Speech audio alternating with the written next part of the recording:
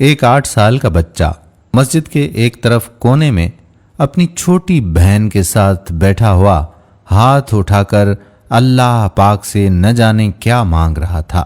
کپڑوں میں پیوند لگا تھا مگر نہایت صاف تھے۔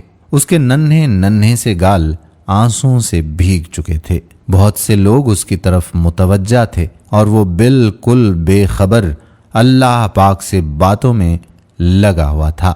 جیسے ہی وہ اٹھا، ایک اجنبی نے بڑھ کر اس کا ننھا سا ہاتھ پکڑا اور پوچھا، بیٹا اللہ پاک سے کیا مانگ رہے ہو؟ اس نے کہا، میرے ابو مر گئے ہیں، ان کے لیے جنت۔ میری امی ہر وقت روتی رہتی ہے، اس کے لیے صبر۔ میری بہن ماں سے کپڑے مانگتی ہے، اس کے لیے رقم۔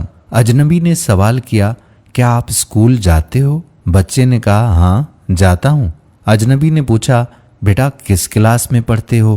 نہیں انکل، پڑھنے نہیں جاتا، ماں چنے بنا دیتی ہے، وہ اسکول کے بچوں کو فروخت کرتا ہوں۔ بہت سارے بچے مجھ سے چنے خریدتے ہیں، ہمارا یہی کام دھندہ ہے۔ بچے کا ایک ایک لفظ میری روح میں اتر رہا تھا۔ تمہارا کوئی رشتہ دار بیٹا؟ اجنبی نے پوچھا۔ اجنبی نہ چاہتے ہوئے بھی بچے سے پوچھ بیٹھا۔ انکل امی کہتی ہیں غریب کا کوئی رشتہ دار نہیں ہوتا، امی کبھی جھوٹ نہیں بولتی انکل۔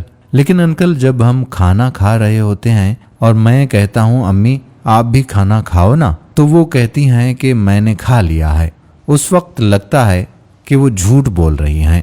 اجنبی کہنے لگا، بیٹا اگر آپ کو آپ کے گھر کا خرچہ مل جائے تو آپ پڑھو گے؟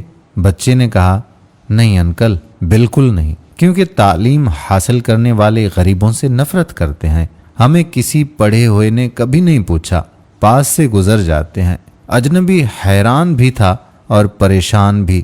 پھر اس نے کہا، ہر روز اسی مسجد میں آتا ہوں، کبھی کسی نے نہیں پوچھا، یہاں تمام آنے والے میرے والد کو جانتے تھے مگر ہمیں کوئی نہیں جانتا۔ بچہ زور زور سے رونے لگا۔ انکل جب باپ مر جاتا ہے تو سب اجنبی بن جاتے ہیں، میرے پاس بچے کے سوالوں کا کوئی جواب نہیں تھا۔ ایسے کتنے معصوم ہوں گے جو حسرتوں سے زخمی ہیں۔